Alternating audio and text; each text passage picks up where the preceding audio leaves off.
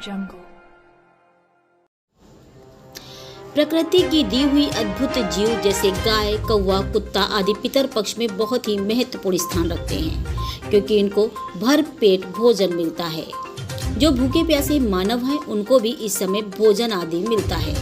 देखा जाए तो पितर पक्ष हम सबको यही सिखाता है कि हम लोगों को नर नारायण की सेवा के साथ साथ पशु पक्षियों की भी सेवा करनी चाहिए, जो न केवल इन दिनों तक ही सीमित रहे बल्कि जहां तक संभव हो हर दिन इनकी सेवा करने का प्रयास होना चाहिए, क्योंकि पितर पक्ष हमें ऐसी आदत डलवा देते हैं कि हम सबको इन सभी को भोजन सेवा प्रतिदिन करनी चाहिए, क्योंकि यही वास्तव में श्रद्धा के साथ श्राद्ध है जो रोज पालन करने योग्य है। इसी विषय पर बोले ACCF नेशनल टीम मेंबर नई दिल्ली डॉक्टर राजेश गुप्ता जी।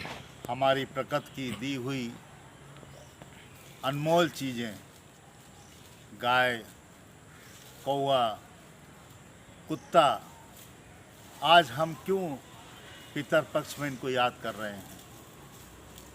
क्या बाकी दिनों में हम इनको याद नहीं कर सकते?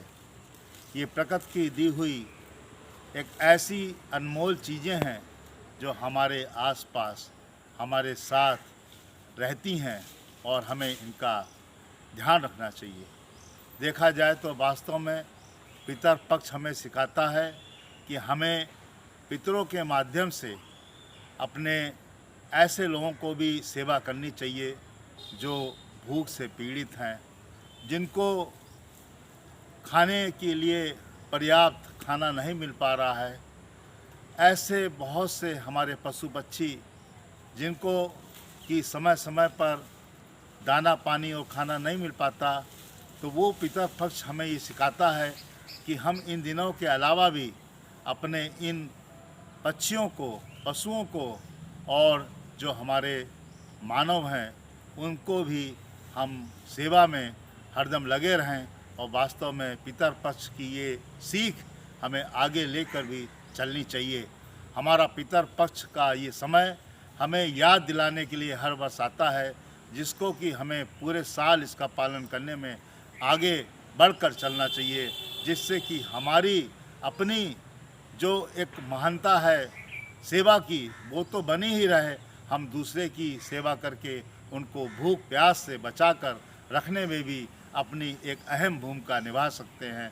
आइए हम लोग पितर पक्ष में जो कुछ कर रहे हैं उसको भी आगे लेकर चलें, जिससे कि हमारे इस प्रकृति के दिए हुए अनमोल इन उपहारों को हम हर तरह से सेवा में रखकर इनका आशीर्वाद प्राप्त कर सकें। यही जो है पितर पक्ष का सबसे बड़ी एक पूजा, सबसे बड़ा पाठ और सबसे बड़ा ज्ञान की बात है, जिसे हमें श्रद्धा के साथ श्राद्ध करके प्राप्त करने के लिए इसको अवश्य पहल में लाने की कोशिश करनी चाहिए।